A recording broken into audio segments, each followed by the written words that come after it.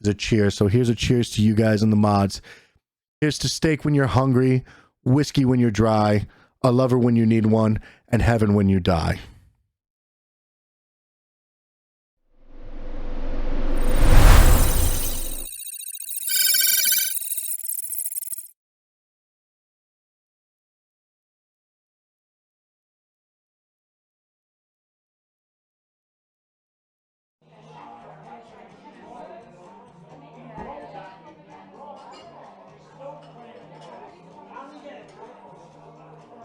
So coming up this week, let's just go ahead and get started here. Apple ransomware mess is the future of online extortion. If you're unfamiliar, Revil or Re-Evil, however you want to pronounce them, got into Apple's, well, not Apple's system, but they got a hold of some of Apple's stuff. And then Signal CEO just hacked the police officer's favorite phone cracking tool and became a legend. We'll hit that in a second.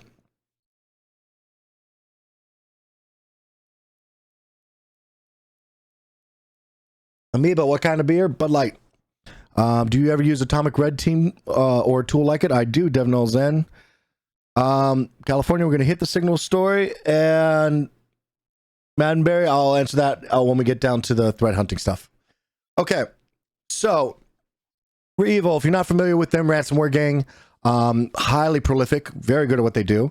Now, they stole schematics specifically from Quanta Computer, which is a third-party supplier for Apple, and they are demanding from Apple a $50 million payout to not release the Apple schematics. As proof, they did release a small portion of the documents about upcoming unreleased MacBook Pros. They've also since added iMac schematics on top of that open cache. Now, according to the Post, a quote, "Our team is negotiating the sale of large quantities of confidential drawings and gigabytes of personal data with several major brands." Revil wrote in his post about the stolen data. "We recommend that Apple buy back the data by May 1st. Coming right up. Now, when you're talking about ransomware, if you're unfamiliar with it, ransomware involves the encryption of the victim's files, and then generally they will pay to get the files restored. However, what bigger and what the story is about, what bigger companies have been targeting for, and teams like Re-Evil have been doing, is they not only encrypt the files, but then they still steal them in the first place and particularly threaten to leak them or disclose them or resell them in certain dark markets, which includes additional leverage to actually get payments. In this case, they didn't even use ransomware or encrypt the data that was on Quanta Computer's servers. They just stole the data. However, it's very difficult because Apple is known so much for having such a protected intellectual property, even chasing after individual YouTube repair companies and individual shops, chasing them down if they start posting too much information on how to fix things. They're notorious for this. So the fact that they actually have confidential drawings, individual drawings and things like that, that might actually get to the heart of an intellectual property issue, because keep in mind, though Apple keeps putting out products every single year, unless it's a big revision like we just saw with the new line of iMacs that got released in the last week, they keep rehashing the same engineering and just slightly tweak it every time. Now, in some cases, it's even been shown to be just an application-based tweak of an iOS or something like that. But realistically, if they have cache data of the actual drawings and the specs and the manufacturing, that would be a hefty IP. Intellectual property is the term there that I keep using. Quanta Computer's information security team has worked with the external IT experts in response to cyber attacks on a small number of Quanta servers. The company said in a statement, it added that it is working with law enforcement and data protection authorities concerning recent abnormal activities observed. That's some PR jargon. There's no material impact on the company's business operation. Apple straight up declined to comment. And Jake Williams, founder of the cybersecurity firm Rendition InfoSec, a quote from them, couple of years ago, we didn't really see much ransomware plus extortion at all. Now there's an evolution all the way to extortion-only events. I can tell you as an instant responder that people have gotten better at responding to ransomware events. Organizations I work with are more likely today to be able to recover and avoid paying a ransom with traditional file encryption techniques. I think ransomware has been adapted by most companies. People are getting very serious about backups and returning from the backups, as well as quick isolation. If you are able to see that, encryption is occurring at least at one of the computers, isolating the system very, very rapidly is important. Cutting off any of the permission sets that might allow lateral movement, that type of stuff. And it doesn't always have to be a user computer either. Servers, whatever. This 9 with the gifted sub bomb. Thank you very much. I appreciate it. Now, last little bit of this, $50 million may seem extraordinary, but you have to understand that, one, large companies are becoming a bigger target via the supply chain, particularly because they have insurance. They pay large amounts of money per month or per quarter or year to insurance companies to provide both resources as well as financial coverage should something like this occur. They're also, if you're a multi-billion-dollar company, you have likely a free $50 million lying around to cover up a business cost. And on top of that, if they're being targeted, it's a lot easier for them and also a lot less risky for them to just get big fish and big sums of money instead of very small little bits here and there over and over again. Because as you move the money in transaction, there is financial analysts that could or could not track payments depending on the methods. I am not at all an expert in financial tracking, so something else to be considered about, but Amoeba might actually know. Anyway. All right. Comment from Android Theory. Sorry, the zero threw me off. Man, Sec IT guy, your work from home setup is awesome. Saw the pics on Twitter. Thank you so much. I appreciate that. Cyber Naya, I think that's it. Cyber Naya. How about University of Minnesota being banned from contributing to the Linux kernel? You know what? I'm gonna have to. Can you leave that one unmarked, Beard? I'm gonna have to take a look at that one after this is done and talk about that in Discord. I missed that. This one. Madden Barry, do ransomware groups actually burn or restore files data, or do they just keep them even when payment was transferred? So that's the thing, right? When you're dealing with ransomware, it's a toss-up. There's no real consideration unless you use a broker. A broker would be somebody to verify that this was the only transfer or something else like that, or to do crypto shredding or something like that. But realistically, no. There's no... you're just having to trust them. In cases where the actual files are absolutely 100% necessary and the firms pay, it's almost 100% recommended that they just collect the data, set it to the side for a legal team or for a team to sweep through and make sure that, the integrity of it's okay. And then just to completely rewipe and repair their systems. Like, in just about any case, any system that was touched by ransomware is going to need to be completely rebuilt. That's usually just to restore integrity of it. Even like a CISO just feeling better about the system. Now, you can restore to a new machine from an unknown backup that hasn't been touched, right? Or if you're in a cloud environment, then it's just spinning up another instance and you don't have to worry about that. But the physical, like trying to on top of a machine, I know so many people that just wouldn't be comfortable with it. What is the estimate monetary loss of Apple not paying the ransom and the schematics leaking? Beyond brand reputation, I mean, that would be... I haven't seen a company come out and post a number on what that loss would be, but it would be extraordinary, to say the least. By the way, at Fraser's request, I got a nice horn mug for my beer, so Go with the Viking look. Okay. And then how difficult is it for private companies to write a decryptor for the encrypted files, or is that way out of a private company's resources and knowledge? Depends on the company. If you are FireEye, for example, then you could probably have some people on staff that can write that. Realistically, though, it depends on the form of algorithm. It also depends on the form of malware. Sometimes it's very rare that you're gonna. So normally the keys aren't transferred at all with the malware, right? The malware starts there and it might self-random generate a number and then send back. The key might, but usually the key is not stored locally. And in asymmetric algorithm, like you would have to have the key for it. So,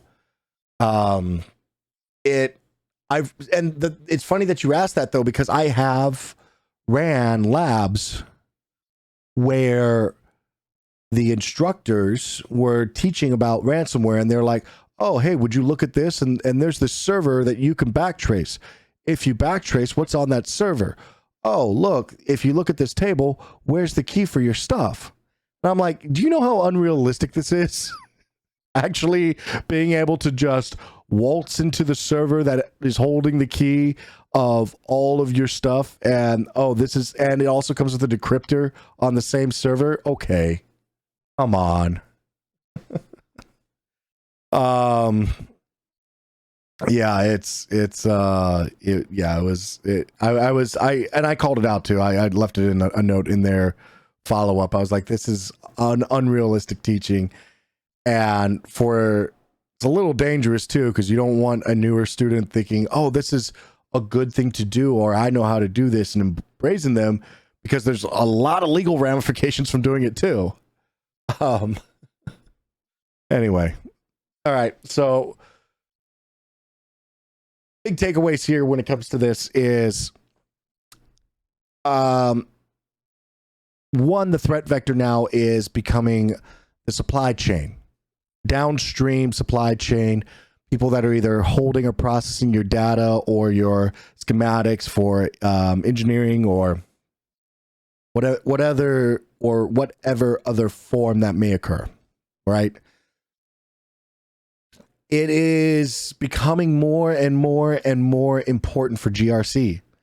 The validation of the security controls on the third party, limiting the amount of data and information that you're providing to that company, being extremely controlled with the permission sets and the trusted established bridges into the network.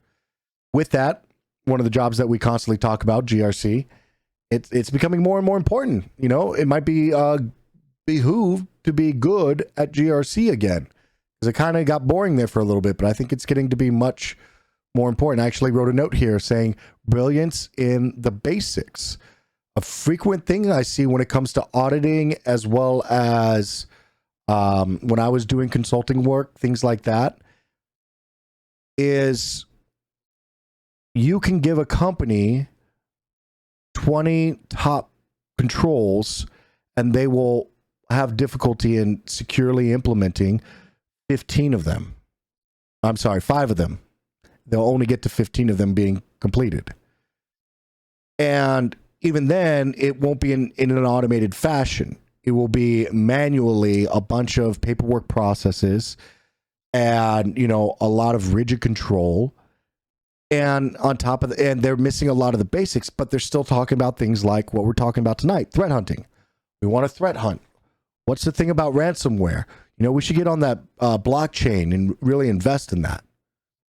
And they're missing out on the bare basics. And the basics of is, you know, don't have domain admins for regularly scheduled configuration changes.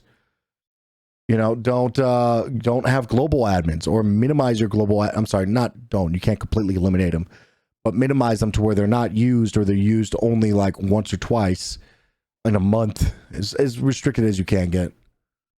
You know, lock up the global admin rights and only break out into separated segmented admins. Just continue on, like the basics, the bare basics: identity management, identity control, GRC, risk management, the basics of, you know, the basics of security and IT infrastructure management in a secure way. And companies have trouble with that, and then they're worried about things like XDR and Bitcoin and blockchain and crypto, and what do we need to worry about? Are we on the dark web? It's like, who's on your computer right now? Can you tell me? You don't even know what processes you're running. You don't even have a standardized portfolio of software that you allow in your company. So there's just something to keep in mind with this when it comes, like, they're starting to target and transition and not even go up the supply chain anymore. They're just finding where we used to call them the crown jewels, the data pools that are truly the key to your kingdom, quote unquote. So yeah, so just something to be considered. And I would say that the potential for the extortion attacks, not even ransomware, just extortion against the supply chain vendors, though, it definitely magnifies the risk, and GRC is becoming more and more important every day. Right? Take a look.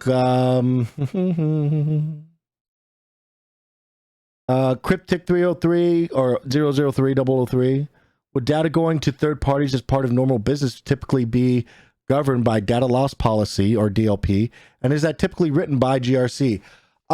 So actually, data loss policy is usually controlled by, in a company, you should have a privacy officer, somebody that is responsible for the privacy of your data, your company's data, and your employee data, as well as any privacy breaches, PII breaches.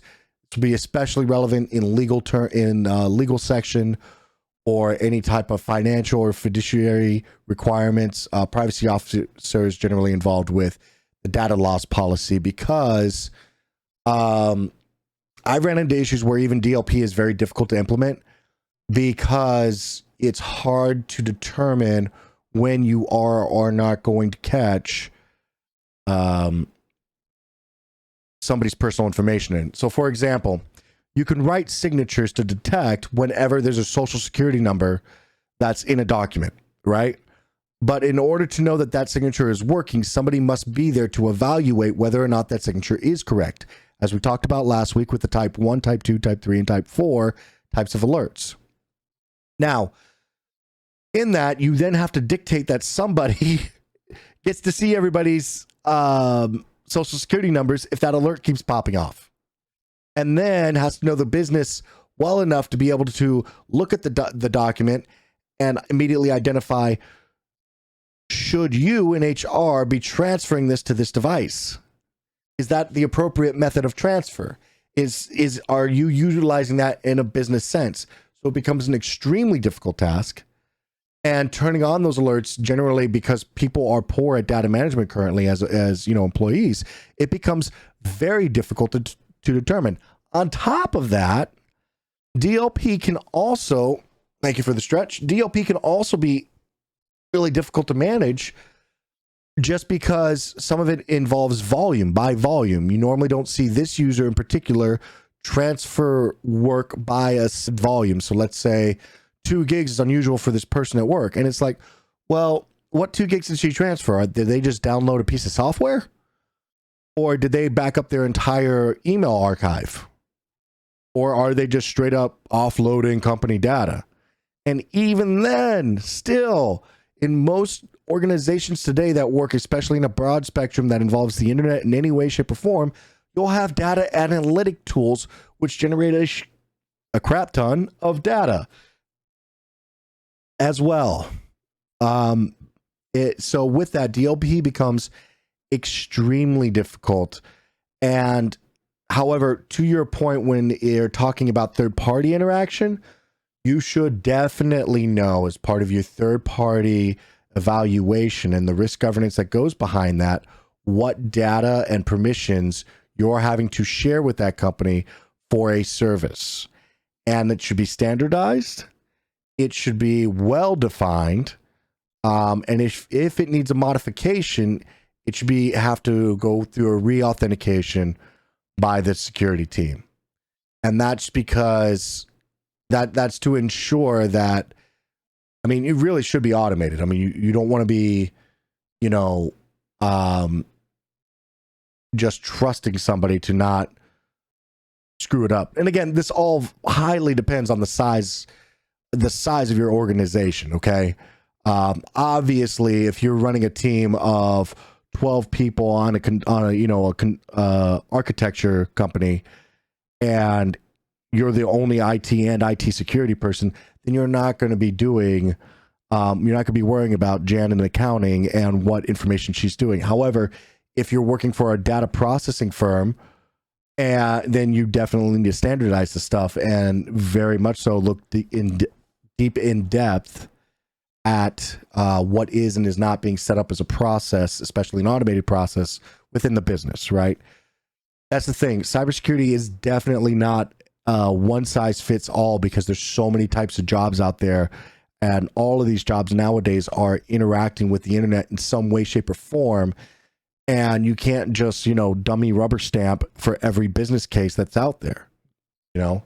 For example, I've got family members that work in and around construction field. And what do? They basically get given a tablet that's, a rubberized tablet all day, and they run all of their, they have a single program that they use for all the expenses and things like that they run everything through whenever they're doing the price and the ordering. And then the tablet sits in their truck for like the next 3 weeks. It only gets used whenever they're, whatever part of the construction that they're at, that they have to go and get stuff that costs money, with the exception of occasionally whenever they throw, pizzas or something on the card for the group. And with that, what does that security profile look like versus somebody who, I don't know, let's say you work in, we'll just say finance. I mean, hell, you work in finance and you're a bookkeeper. What does that look like versus a construction site, versus somebody that works in the stock market as a day trader, versus somebody that works in a medical field with HIPAA? Just consideration. All right. Moving on. Moving forward. Links in chat.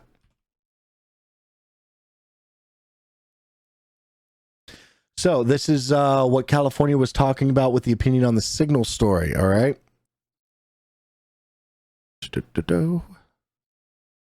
Okay. I'm also going to flip this around. Here we go. Cheers, guys. Okay, if you're unfamiliar with the story, there's a company called Celebrite that is an Israeli digital intelligence company, called Celebrate, whatever. What they do, though, is they sell software that basically unlocks phones or extracts their data in some way, in certain ways and forms. For phones like Apple, for example, Apple's phones, the iPhones, huge violation of the terms of service. Not technically supposed to be able to do that.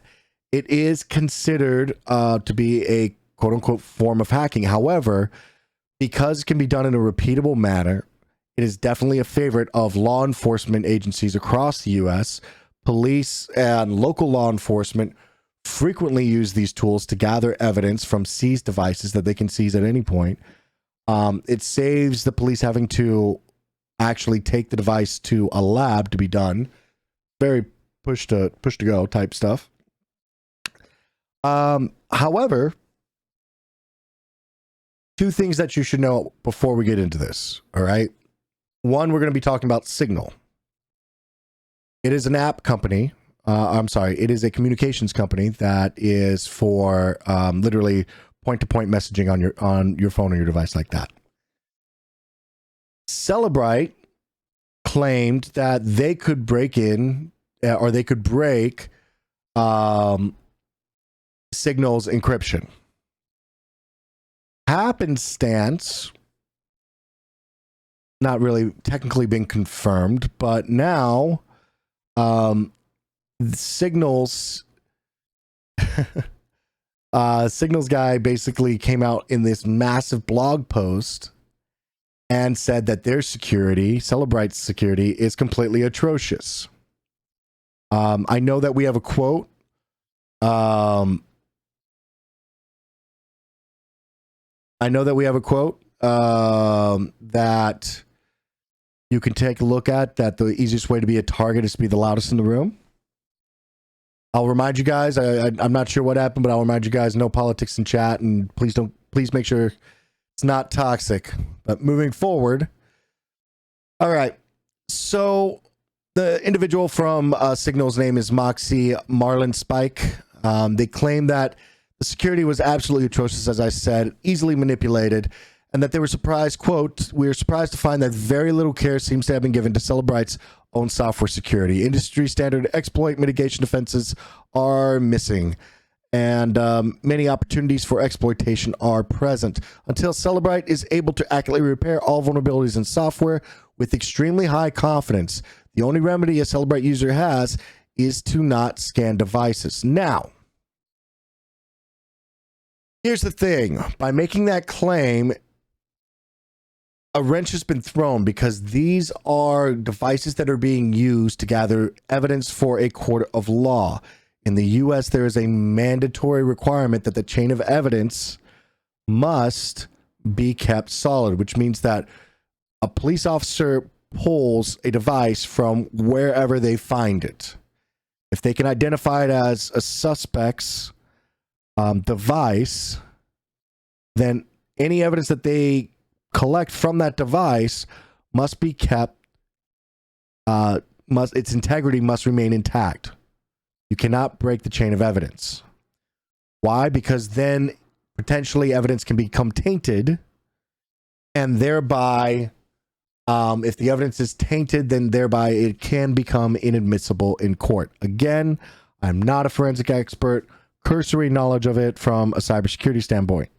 However, if the evidence is tainted, if it's inadmissible in court, then there is also a possibility, again, also not a law expert, that anything found as a result of that evidence collected can also be inadmissible in court as well.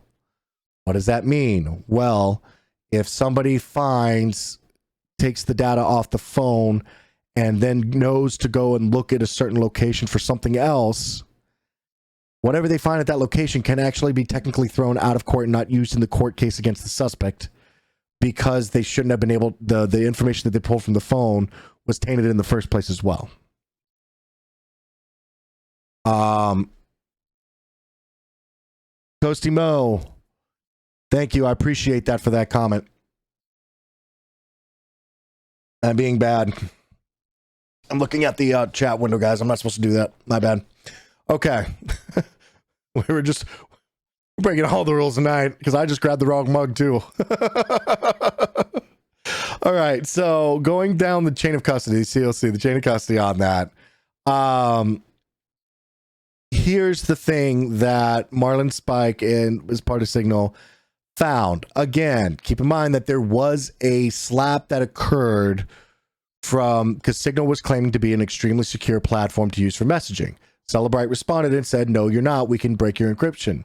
And now Signal's going back, somebody that's related to Signal is going back and saying, "Well, we can also break yours and potentially contaminate the evidence that you're collecting with your devices," which is kind of a big deal for you. And it's my recommendation that anybody that has your stuff no longer use it until you fix your stuff. Yeah. So according to Marlin Spike, hypothetically, a uniquely configured file could be slipped onto any app on a targeted device, allowing for the alteration of all the data that has been written or will be collected by Cellebrite software. Such a file could alter data in, quote, in any arbitrary way, inserting or removing text, email, photos, contacts, files, or any other data, with no detectable timestamp changes or checksum failures. Continuing, given the number of opportunities present, we found that it's possible to execute arbitrary code on Cellebrite's machine simply by including a specifically formatted but otherwise innocuous file in any app on a device that is subsequently plugged into Cellebrite and scanned. There are virtually no limits on the code that can be executed. Okay. Two other key facts of this is that apparently They also identified code that appears to be intellectual property of Apple, that might present a big legal risk for Cellebrite and its users, as well as Cellebrite might be selling key fundamental Apple code that belongs to its biggest adversary, because, like I said, Apple absolutely hates Cellebrite. Apple is supposed to be an integrity device, and Cellebrite is breaking this integrity. And then at the very tail end, I wasn't going to include it, but you can go find this in the links that I posted.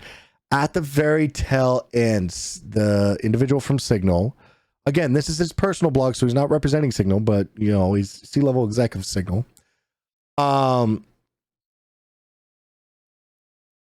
Basically, he alludes to the fact that there may be some new files that show up in Signal because we like the look of them, quote unquote.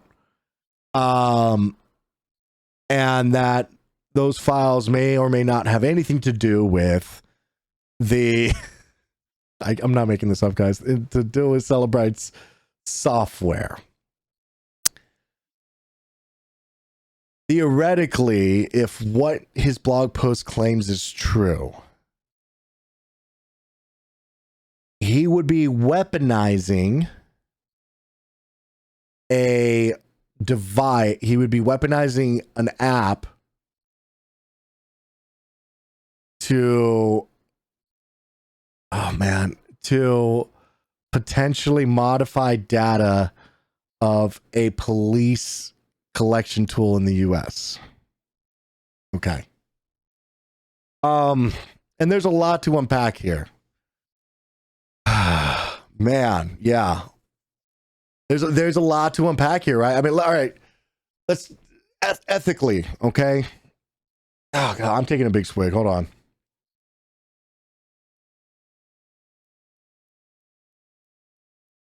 Okay.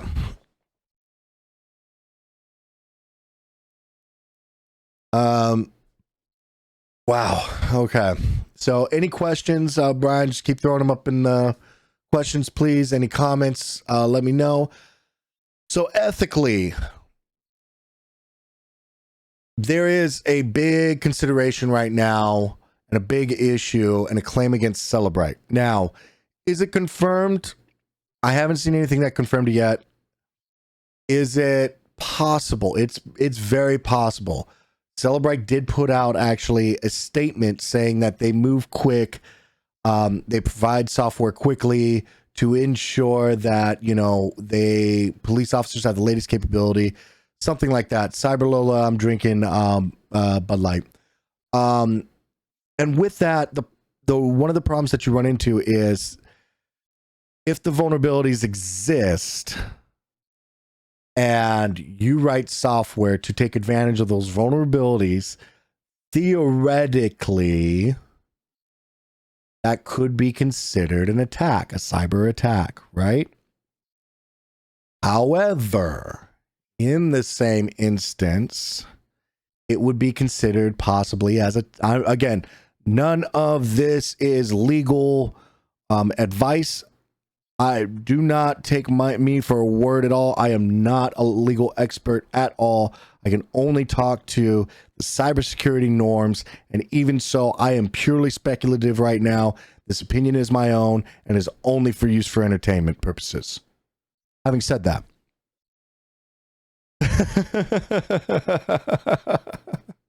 having said all of that is a big disclaimer. This is for entertainment purposes only as we are discussing this, and this is all theoretical. There is a security standard that was built by Apple into their product for the purpose of allowing for secure operation. I don't care what anybody says. You cannot install a one-way backdoor that can only be used for legal purposes. If a door exists, it can be used by any party that can copy the key. Okay? I throw that out there because there's been multiple claims that a security backdoor should be installed in products for the purpose of information collection. Having said that, the terms of service as well as the device's integrity have been repeatedly broken by the use of Celebrite devices. So in and of itself, Celebrite is technically an attack against a manufactured device to do something that was against the manufacturer's specifications. While it's excellent right now for police, it was extremely short-sighted to be using this in a legal context, because think about it, flip the roles just a little bit to the right. What if you could collect information from Tesla vehicles in that same manner? What if you could use a device that you plugged into a dashboard of an automated system that wasn't for communication and was for the lives of people that were driving around? What type of risk would you ensue there? What type of legal ramifications would Tesla be shoving down your throat to break the integrity of their system? In the same aspect, when you're talking about the security of Apple, and then you have a company that is intentionally bypassing the security and doing so in a court of law, which is and now we find out that there's vulnerabilities that exist. Now, my question is, what's going to happen to Signal? If Signal puts these files on there, and all of a sudden you have potentially vulnerabilities. By the way, I see that we're about 20 minutes to the hour. We're probably going to go a little bit over tonight, guys. But there's a lot to unpack here. With that, what is the legal ramification one for Signal for putting that on there? Because while it would technically be another attack, it's an attack of an attack, right? It would be a threat vector. You don't like this door of thought. Yeah, I know. It's scary. You start thinking about it. As is, I didn't like the fact that they were already having to break security protocols in order to collect information regarding cell phones. That in and of itself seemed like it would be tainted evidence. You know what I mean? That the way to gain access is, now the reason why I believe that it's allowed, again, not a legal expert, but the reason why I believe that it is allowed is because it's a repeatable capability. They can do it over and over and over again, and scientifically it can be repeated. It's a repetitive process. The problem is the fact that there's no, according to this post, there's no checksum. Now, again, I haven't seen any proof. This all might just be mudslinging, because one company mudslinged against another company, and now to retort, we hear that this could invalidate anything that has been being collected via these devices. With that, just that claim alone, though unfounded, as of yet, that claim alone can be enough to start up a whole slew of appeals for anybody that's been caught because Celebrite was used as part of the collection process.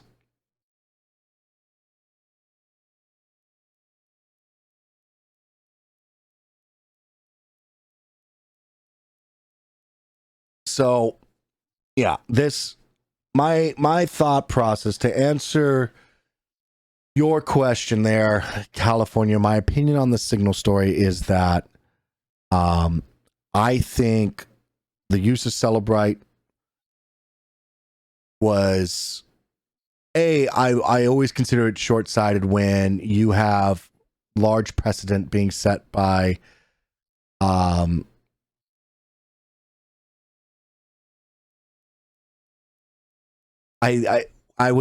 trying to think of how to phrase this. Sorry, I know I'm pausing.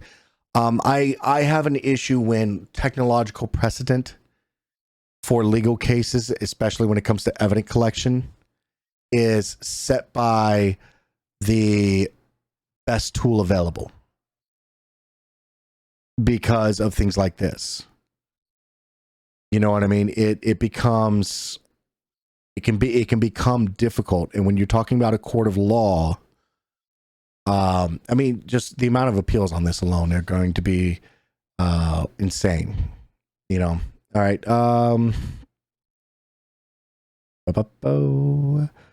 Diana Wall 3, did you see the UK Post Office just overturned convictions due to corrupted data in a software system that got a bunch of people falsely convicted of stealing money? I did not. If you have a link for that, Tanny, please throw that up in Gen Chat or resources, please. I really want to take a look at that article.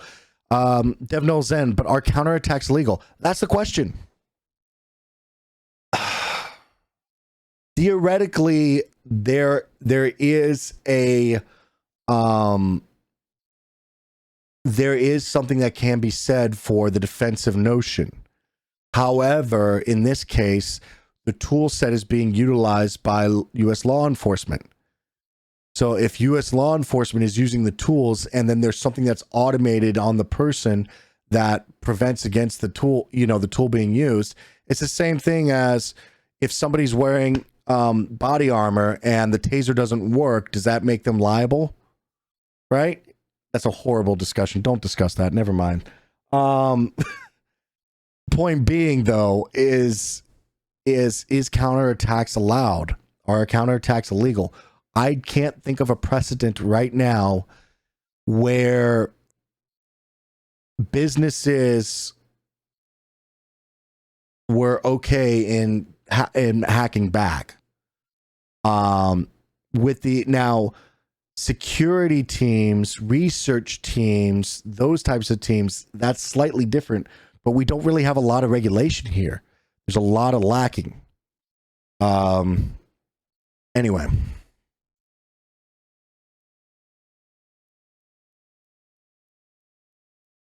Moving forward, and push this around, slide in a little bit, because we are going to go ahead and move on. Unless we have any other, I don't see any other questions about that.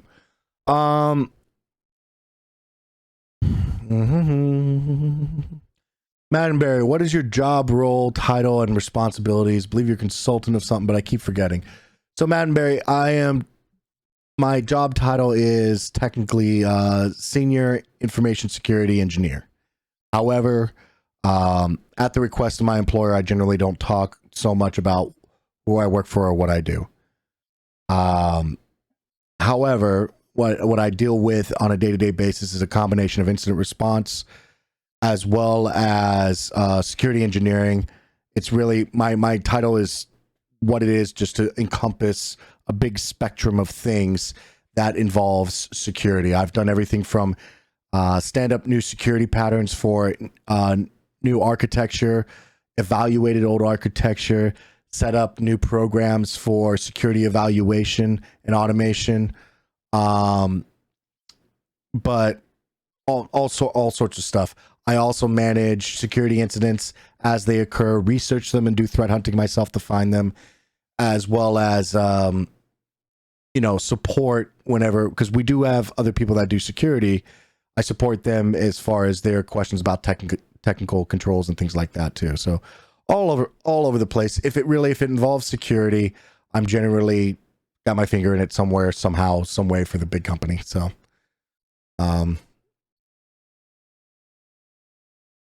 I appreciate. I just saw your comment, Maddenberry. I appreciate that. Thank you. No, it's a lot of my knowledge I gained from when I was in the military. I was part of what's called a cyber protection team. I helped stand two up, 650 and 652. I helped stand one up from scratch, and I was transferred over to the other to take the operational knowledge with me and help me stand up a second one. When I did that, we were being taken and dropped in all over the world at all different types of architecture to assess whether or not there was something, potentially any long-lasting APTs in there. So advanced persistent threats. So we were evaluating everything from, regular enterprise networks to data centers to all sorts of stuff all over the place. Locations and what we were doing and what the technology is there, that stuff's classified. But I can talk about it in general. And that's where I got a lot of the, just touching the tips, because I got to go sit with people like massive Linux experts that were doing entire massive data centers. And I would sit down with them because they would be running my tool set. And then I'd be interviewing them to understand what the job was, the job roles, the type of data that was being processed, so I knew what to look for as a threat hunter when I was evaluating that stuff. So it was all over the place. Like, how do we? It was a difficult time because I would be home 6 weeks, gone 4 weeks, back for 3 weeks, go to a training exercise for a week, in a few states away. Come, like, it was a constant schedule, just fluctuating all over the place. But those hard 2 or 3 years, it really gave me a lot of hands-on knowledge. So yeah, it was good. I appreciate it. Thank you. What are some pitfalls to avoid along through the journey of becoming a certified cybersecurity professional? Wav Zhong, I believe that's how you say it. Wave Zhong. Some of the pitfalls I would say is identify a good path for yourself that you're interested in. Don't bother trying to study something if you don't like it. And I mean that with few exceptions, that one you can take to heart pretty well. Don't bother studying for AWS if you absolutely hate cloud technology. If you're not going to like what you're doing, don't even, just because the cert pays a lot, don't bother with it.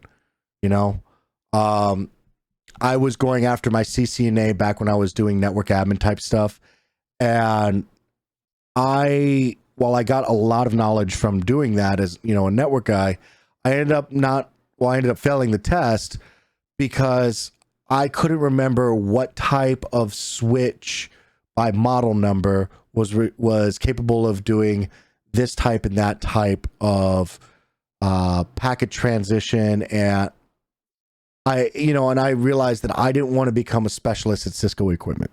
So I didn't want to go for networking anymore. I started looking towards cybersecurity.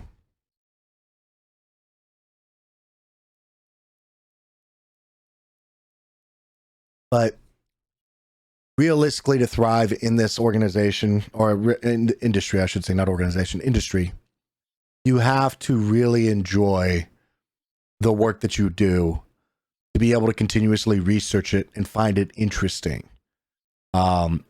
It's all about constant learning, and that learning's not really ever going to stop so much as it is. It's going to change. You'll become less aware of what checkboxes you need to do on a specific system and more aware of the methods of communication between devices and how they all work together cohesively, as well as the pathways in and out of an organization.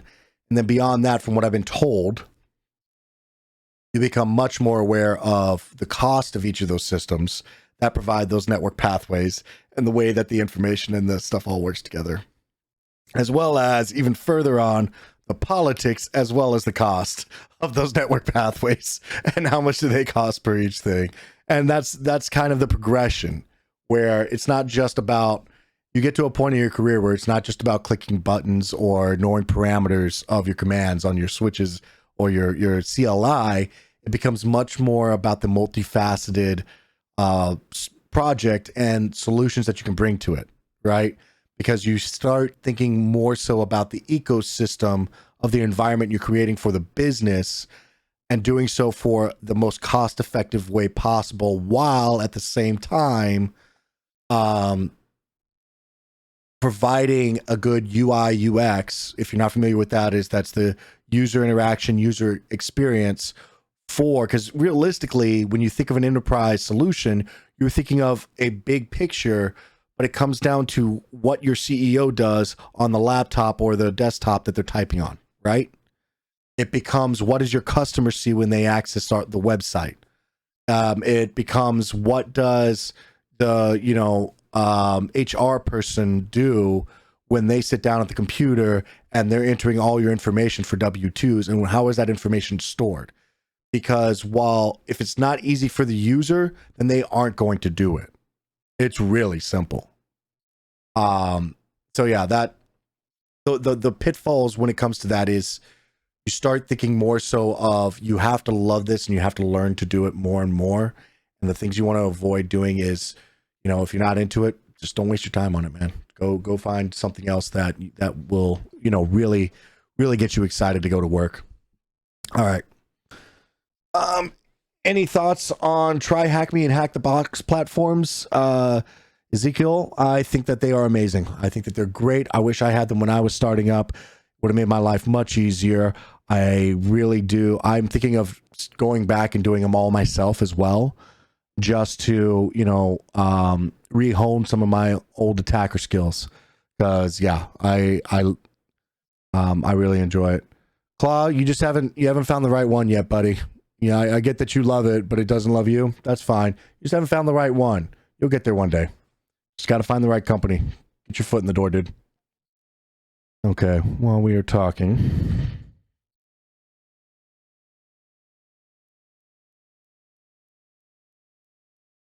I'm refilling the meat while we're talking. All right.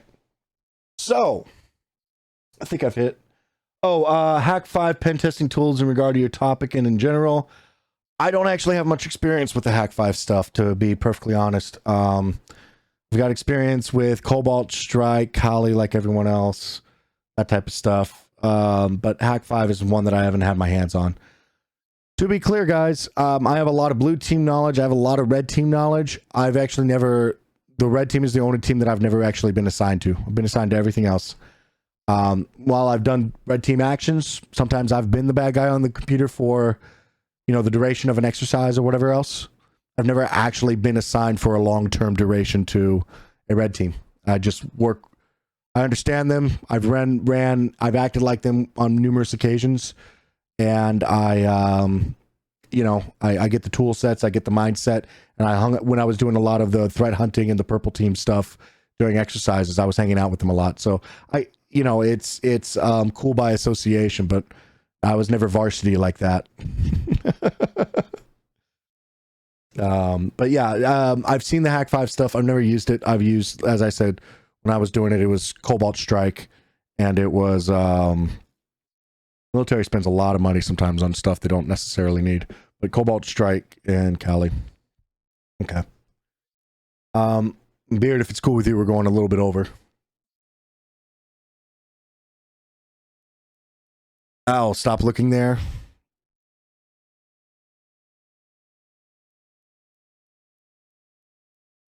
You guys say that, but you're right next to my notes. I apologize. I keep trying to look over at my notes, and then you guys distract me with something else. Okay. So that is in chat. That's what we're going to talk about real quick. Oh. Go.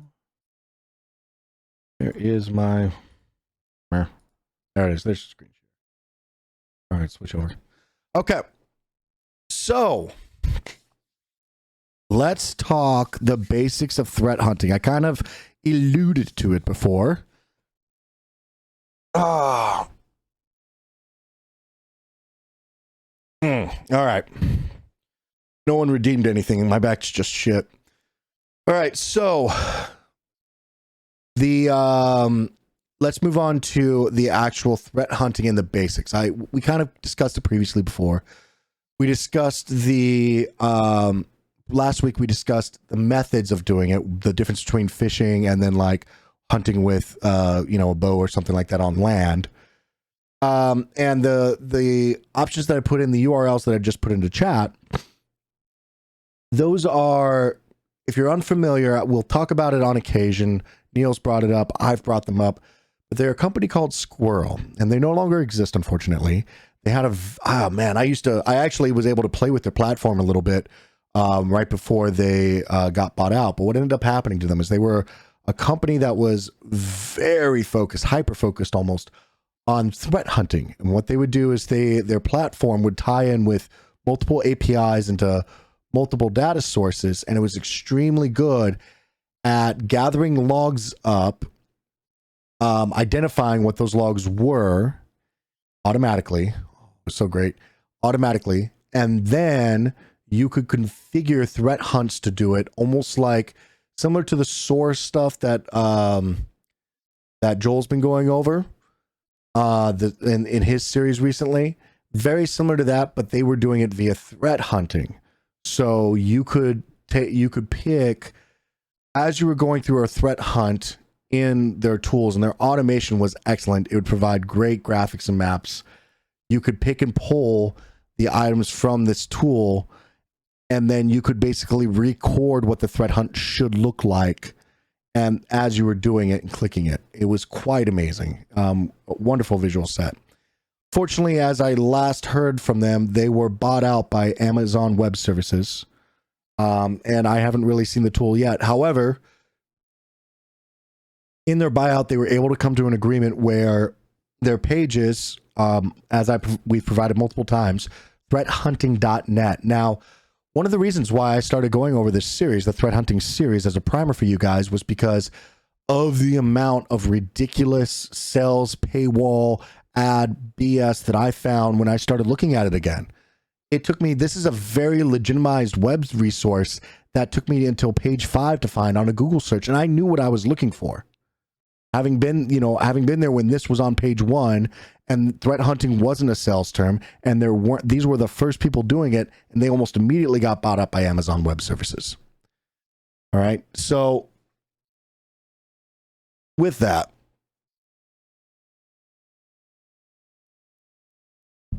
I see your comment, California, about the random on it. Yeah, I'm not reading that, but anyway.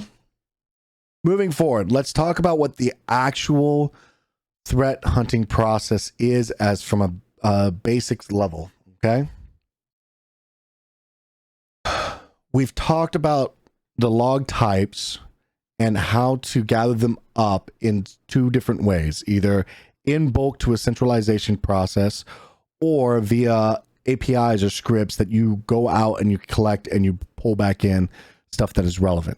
This is the actual process that is behind that and why you would go and collect those logs, okay?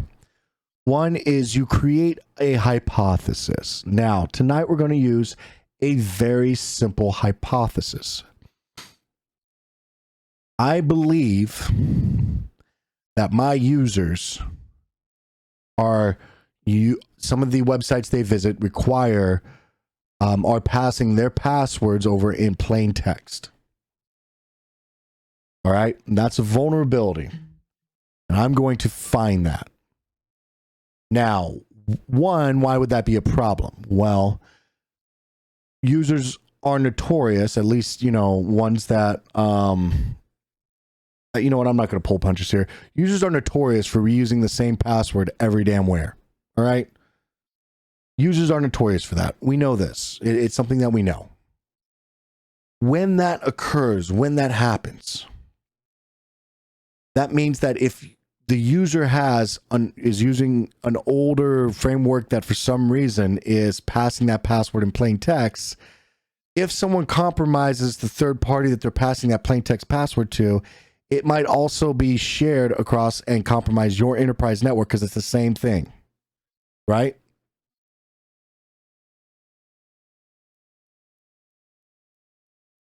So we want to see if the users are utilizing passwords in the plain text. Now, how can we do that? Well, we start investigating via your tools and your techniques. We've discussed some of the tools. Data analytics techniques is, I have literally ran courses on it for a week long and 38 hours. Within a week, I've had, 10, 15 people in a room at a time. And I've gone over data analytics concepts. There's a wonderful book called Outliers. Some people pronounce it Outliers as well. I'm not even sure which one I'm butchering at this point. And the individual point of it is basically there's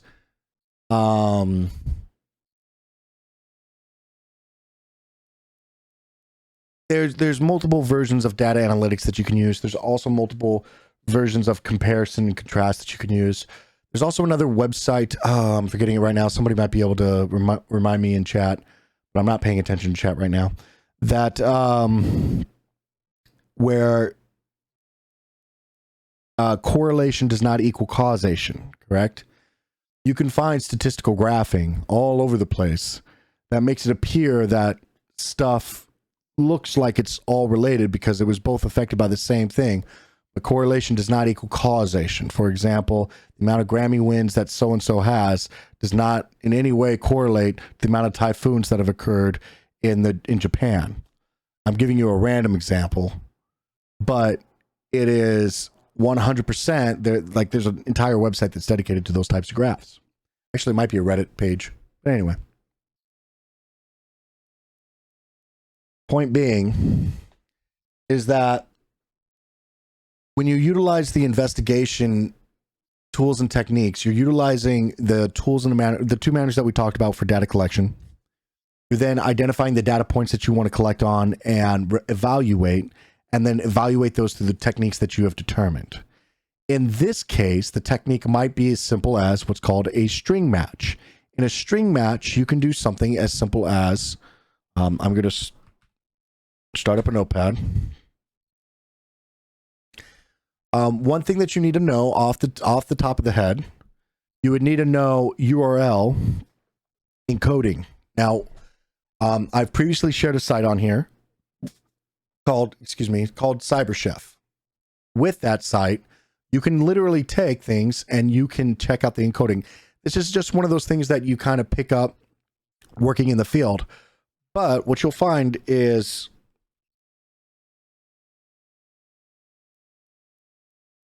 hold on, I'm blowing it up extremely wide. So you'll find things like this, where and PW equals, or not at, and pass equals. Or you'll find things like, what are some other ones I've also seen? Differentiate. Oh, I've also seen these too, but I've seen it where it's pass tac, and then it will be some type of value. Now, sometimes that value may be a hash. Still not a great idea for a hash value, right? Why is it not good for a hash value? Rainbow tables. If you're not familiar with rainbow tables, go take a look at them.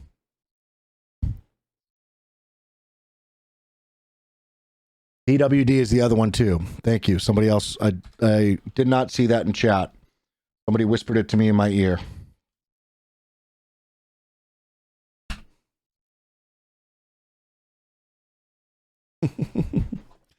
So what you can do though is, where would you see this if I'm talking about URLs? Well, you would see it in a URL query, and it can be either in a get or a post. If you're not familiar with that, a get request is something where an individual is requesting something, some type of information from a server. A post request is where the in an established connection, information usually within the actual packet data frame is being passed to a server. What you'll see though is, in some cases like this, you'll also see a combination of UN equals or user equals as well. So you'll see a username and PW equals go along in the get request for the actual URL. And what it's supposed to be doing is, it's normally when you send those, you're supposed to be redirecting yourself to a subpage within the actual server. Instead, what's happening is it's calling up a script that's paying attention and listening for that particular request. It's a get request, and then it goes and it says, okay, does this match my table? Yeah, it matches my table just fine. Boom. And the information is out there. Sometimes, like I said, it can be hashed. Other times, it can be in plain text. I have legitimately done investigations where I have found third-party business providers and PW in there, and it was with the username as well in a single URL code, and I was able to copy paste and log in as that user. It was that bad. It was extremely old architecture, but it was that bad. Yeah, it was 100%. It existed. Now, with that, as you're investigating via your tools and your techniques, what would you be investigating? Well, you would be investigating either your queries that you would have to pull somehow. So maybe you're using a script to pull from your browser cache or your browser files. If you have some form of a product that might be monitoring for that, you might be running that information against a console or some other form of collection point. But yeah. Now, uncover new patterns in TTPs. I kind of just went over this by showing you guys the multiple different patterns that are available. So it might start off as easy as this one up here, where it's just MPW and I'm not getting any hits. So instead, what I do is I go back and I go, well, I'm not getting hits on MPW. So let me try NPA. And then I run the search where it's MPA star. And the thing is, if you aren't familiar with that, what that says is any character following that. Usually it's a wild card. Sometimes it can be required to be dot and then star. So what it means is any single character and then any repetitiveness of the next character. It just depends on what the processing is for your actual logic operator within the search functionality. So with that, as I start discovering things in a breadth of information, I might realize that, oh, it's not PW, oh, it's pass. Okay, so I start searching for this as uncovering the new techniques and procedures. Now I'm going to inform and I'm going to re-enrich the analytics. I'm either going to search again or I'm going to re-pull information from the local site. I might realize that the specific quantifier I'm using is UN instead of user or username in full. Another thing that can also happen is you might find a different data point to search for. If Chrome browser history isn't being copied locally, then maybe you start searching your firewall logs if it's passing through that and you're capturing it via your firewall logging. You know, there's multiple different ways via the tools and techniques that you start determining where your patterns do or do not exist, and different tactics, techniques, and procedures that are related to or evaluated within that mode or that area. But the information and the informing of the analytics means that you are slightly modifying as you go and also modifying your hypothesis. So it went from my users are using passwords in the plain text to they're using usernames and passwords with businesses in the plain text. You know, and then you can actually start taking a look at of the instances that I found with pass equals in the URL query at the firewall level, how many of those are actual business providers? And then you can start setting up things like, oh, you're a business provider and this is your domain, then we log into your domain and you can review that type of information.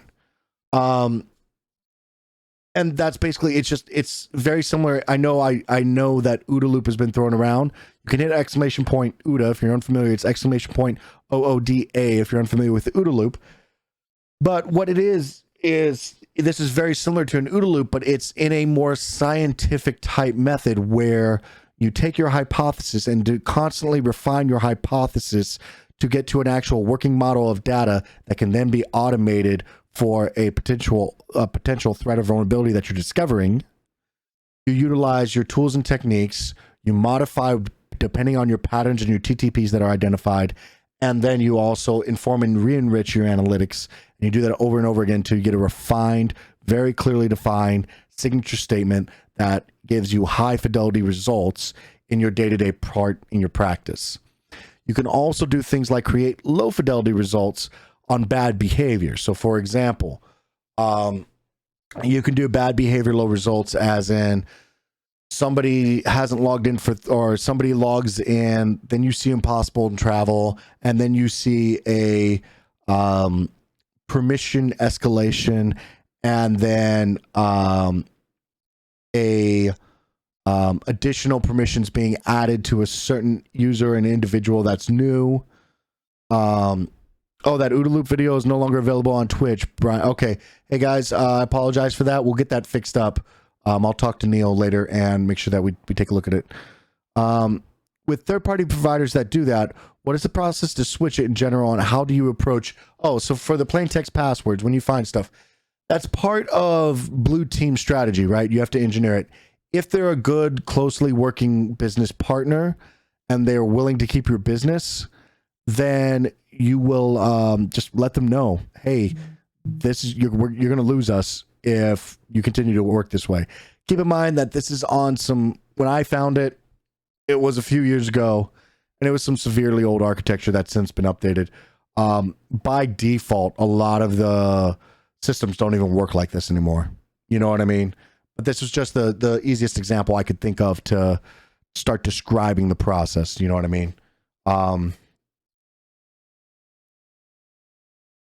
But yeah, in general, I think that we hit all the parts of that. One thing I wanted to talk about was, I don't want to say that. There's a nice little right up here on this. If you guys have any questions, you can hit !point Discord, meet me in the Discord, tag me in a Discord conversation that you have a question about. Of course, I'll be able to show up. So this is the hunting maturity level. Now, these are the steps. The last 2 weeks alone, we went over data collection. Just 2 weeks. That first line there. I just realized how small that probably is on your screen. Let me blow that up for you guys. Okay, so this is the hunting maturity model in depth when you're talking about the different steps. And step one of doing an actual threat hunt is data collection, as I talked about. Knowing where to collect the data from and knowing which method by which to collect it from a large group of items. So it can be from servers, it can be from your endpoints, it doesn't matter what you're collecting from. But the point is of threat hunting is not to go chasing down a single endpoint. That's just basic analytics and evaluation. Threat hunting is to look at the entirety of your landscape, everything the light touches, and legitimately look for what is out of place. What is the vulnerability? What is the threat? Is there stuff that's operating outside of a perceived baseline? And if a baseline looks funny, to check that part of the baseline. People think that cybersecurity is extremely binary and it's just, you know, one communication and one system. But when you look at an entirety of an enterprise and really theoretically think about it, it becomes like almost a wave type graph, like you're looking almost like an ocean. And you're trying to see where things are weird or sticking up at. In this, we spent 2 weeks of the show talking about data collection alone. This week, we're discussing just the bare gist of the other 4 in this. Now, when you start out, you might be at just your initial, and that's fine. If that's where you guys are at, if you're at your initial, everyone's got to take a first step, right? But you really want to start working towards it becoming procedural. And the way that you do that is as you take these first steps, you do a follow-up after the fact. You make sure you document what you're doing. And then where you can automate, you work to automate. Like automation in while you're going and doing this stuff as you go is very key as well. So, but yeah,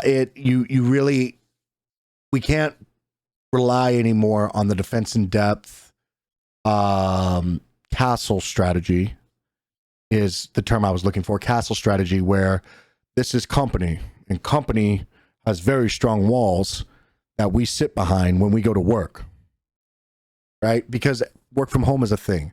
Mobile work is a thing. Your data can be used anywhere now. Devices are ubiquitous. You have multiple individuals that are providing devices.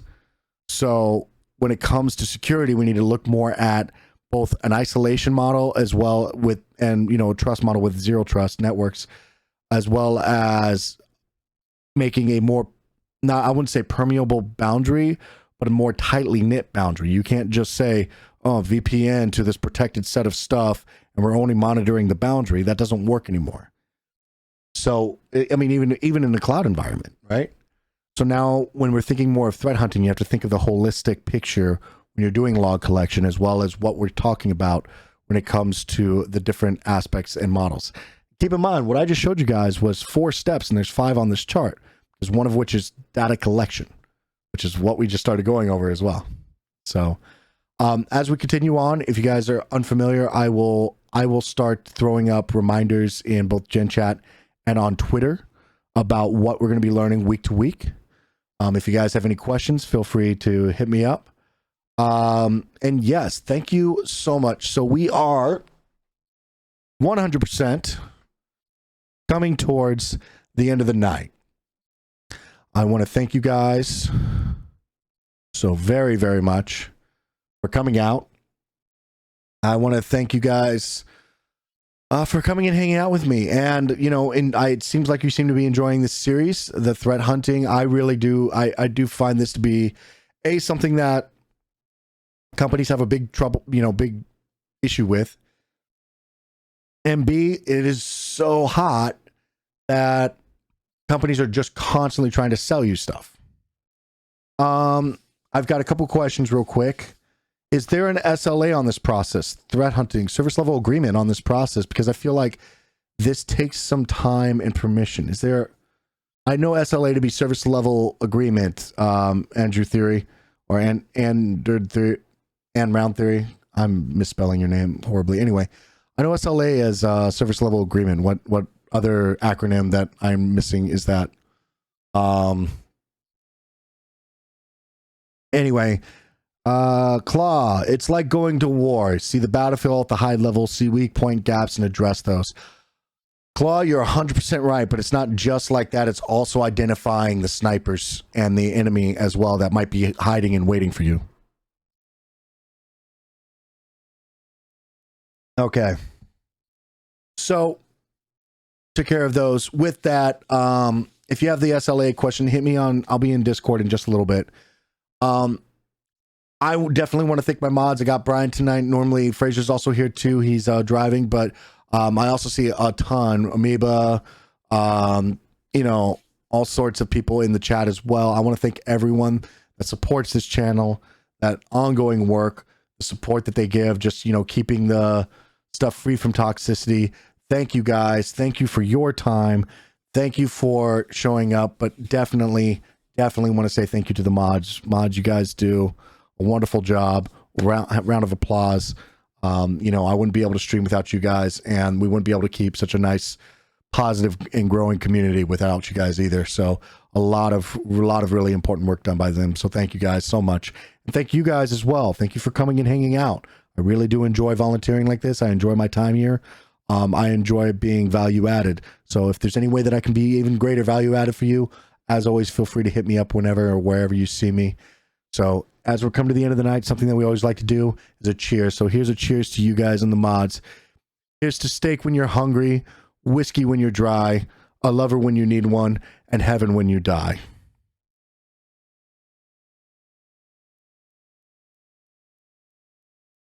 Thank you guys so much. Please be safe. Go from here in a safe manner. And I'll see you in Discord after this. Exclamation point SecIT guy. Exclamation point Discord. You can hit exclamation point merch. Check out the merch store and join us and have a good time. Thank you so much, as always. Until next time. Hey, thanks for watching. I want to thank Neil and the Cyber Insecurity channel for providing a place to have real conversations with real people. Feel free to throw a like or to follow me on the socials in the description. Please remember to click subscribe, hit that notification bell, and if you want to see other videos, click that stuff that's all over the screen. See you next time.